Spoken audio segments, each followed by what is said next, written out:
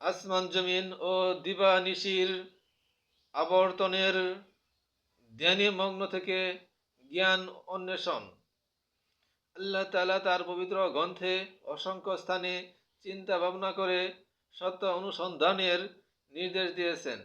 যেমন তিনি এরশাদ করেছেন, ইন্না ফি খালকিস সামাওয়াতি ওয়াল আরদি ওয়াখতিলাফিল লাইলি ওয়ান নাহার আল আয়াহ, নিঃসন্দেহে আসমান জমিন সৃজনে এবং দিবা নিশির আগমন নির্গমনে অনেক নিদর্শন রয়েছে। সূরা বাকারা আয়াত 164। অন্যত্র এরশাদ করিয়াছেন, ওহুয়াল্লাযী জাআলাল লাইলা ওয়ান নাহারি খিলফাহ, অর্থাৎ আর আল্লাহ তিনি, যিনি দিবা নিশিকে পরস্পরের পাশ্চাত্য গমনকারী করিয়াছেন। সূরা ফুরকান আয়াত 62। হযরত আতা রহমতুল্লাহ আলাইহি বলেন, এর অর্থ একটি আলো প্রদান করে তো অন্যটি অন্ধকার ছড়ায়, একটি বাড়ে তো অপরটি কমে যায়। জৈনিক ব্যক্তি কি চমৎকার বলিয়াছেন, হে লোকেরা, রাতে তুমি সুখ নিদ্রায় আচ্ছন্ন, মনে রেখো রাতের অবসানেই অসংখ্য মুসিবত তোমার দরজায় হানা দিচ্ছে। সাবধান, প্রথম প্রহরে সহানুভূতিতে যে খুব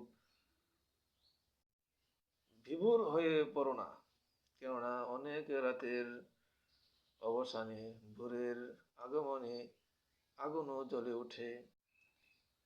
আর এক ব্যক্তি বলিয়াছে, এই নিশিসমূহ দেখে মনে হয় যেন তা মানুষের মিঠা পানির ঘাট, আর এই জন্যই হয়তো ওরা সেখানে জীবন কেবলই সম্প্রসারিত করিয়াছে, কখনো বা তাকে সংকুচিত ভাবছে।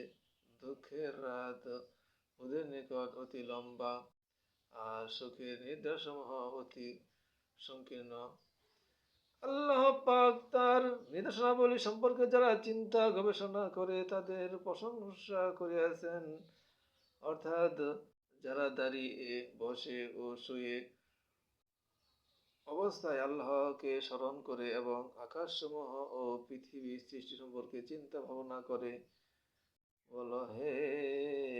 বলে হে আমাদের রব, আপনি এসব অনর্থক সৃষ্টি করেননি। সূরা আল ইমরান আয়াত 191। এই সকল আয়াত থেকে আমরা বুঝতে পারি যে আল্লাহ তাআলা এই সকল সৃষ্টির মধ্যে অনেক নিদর্শন রয়েছে। এই সকল সৃষ্টি চিন্তা করলে অনেক জ্ঞানও বাড়ে এবং অনেক অদৃশ্য কিছু জানা যায়, বোঝা যায়। হযরত ইবনে আব্বাস রাদিয়াল্লাহু তাআলা আনহু বলেন, অনেকে স্বয়ং আল্লাহর ব্যাপারে চিন্তা ভাবনা করে, অথচ আল্লাহ তাআলা সম্পর্কে চিন্তা ভাবনা না করাটাই আমাদের উত্তম। কারণ হাদিস থেকে আমরা জানতে পারি যে হযরত ইবনে আব্বাস রাদিয়াল্লাহু আনহু বলেন, অনেকে স্বয়ং আল্লাহর ব্যাপারে চিন্তা ভাবনা করে, অথচ রাসূল সাল্লাল্লাহু আলাইহি সাল্লাম বলেছেন, তোমরা আল্লাহর সৃষ্টি নিয়ে চিন্তা ভাবনা করো, কিন্তু খুদ আল্লাহর ব্যাপারে চিন্তা করো না, কেননা আল্লাহকে তার স্ব অবস্থানে রেখে বুঝার সক্ষমতা তোমাদের নেই।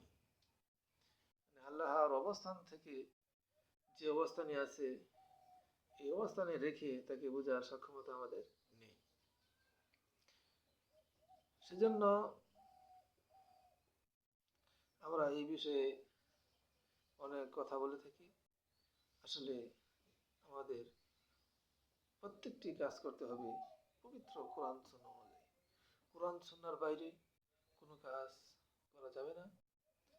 কোরআন সুন্নাহ অনুযায়ী আমাদের চিন্তা গবেষণা করতে হবে। কোরআন সুন্নাহ অনুযায়ী আমাদের দৈনন্দিন কাজকর্ম করতে হবে। কোরআন সুন্নাহ অনুযায়ী আমাদের সামাজিক অর্থনৈতিক কাজ করতে হবে। কোরআন সুন্নাহ অনুযায়ী আমাদের ধ্যান সাধনা করতে হবে। এ- এর বাইরে কোনো ধ্যান সাধনা নাই।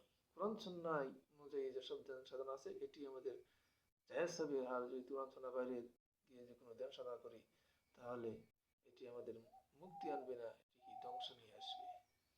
আল্লাহ তাআলা আমাদেরকে পবিত্র কোরআন সুন্নাহ অনুযায়ী চলার তৌফিক দান